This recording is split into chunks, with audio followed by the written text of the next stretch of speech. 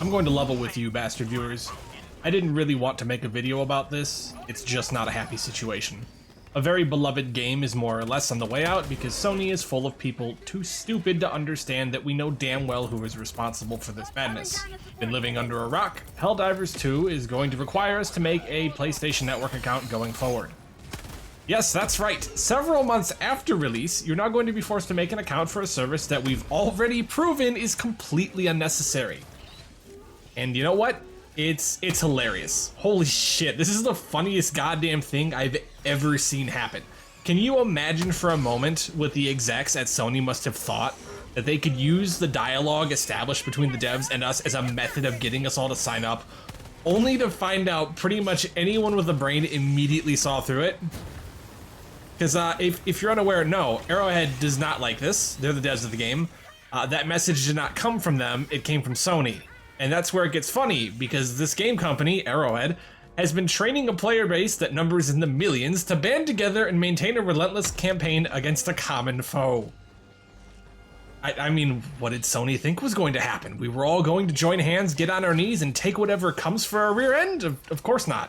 If you think this is overblown, don't worry. I'm going to explain in very clear, concise words why it's not, because me and the boys didn't fight for Malevelon Creek to take a vacation when our TPS suddenly became an ARG. The first group of people affected by this are in a very obvious camp of 170 countries in which you cannot create a PlayStation Network account. What is going to happen with this is still very dubious, and if you are in those countries, you can no longer purchase the game on Steam. It has been pulled. The full legality of this for people who already own the game is concerning because somehow they're supposed to still be able to play, but there's apparently been some reports Sony is telling them to sign up for an account as if they were from another country.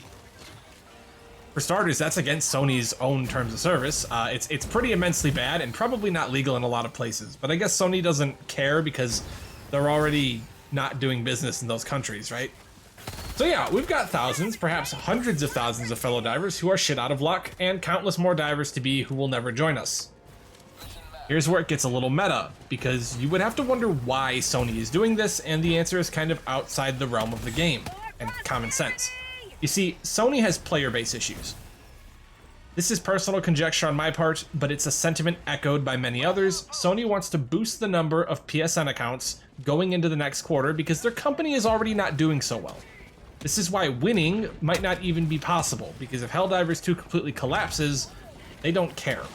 They want the illusion of growth for their company, because they evaluate that as much more valuable than whatever share of revenue they get from sales on the game, or that's what I would say, but they clearly wanted to see how much the game could sell before they had to enforce this account mandate. Why should the rest of us care though? Why should we, who are in the countries where Sony operates, not just make an account? For a lot of people, the answer is simple. It's not a good business practice to support. They're farming us for data on top of it all, and they obfuscated their intent at the game's launch to try and trick us into it. Some of you aren't bothered by that, so I'm going to tell you what you should be bothered by. You know what Sony is best known for?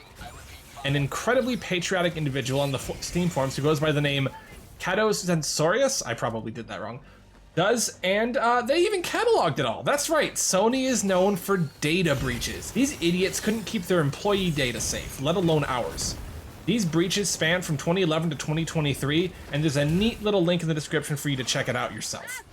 Now, we could just sign up for the PSN account.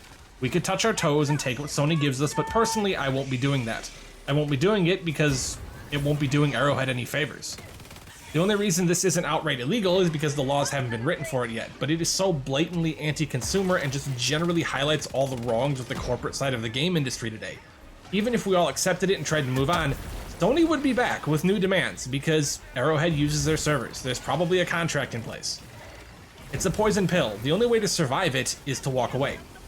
Hopefully Sony caves and we all get to move on with our lives, and that is the smart thing to do, but unfortunately when a company gets that big, it's like Coca-Cola. The people in charge probably aren't the same types that founded it.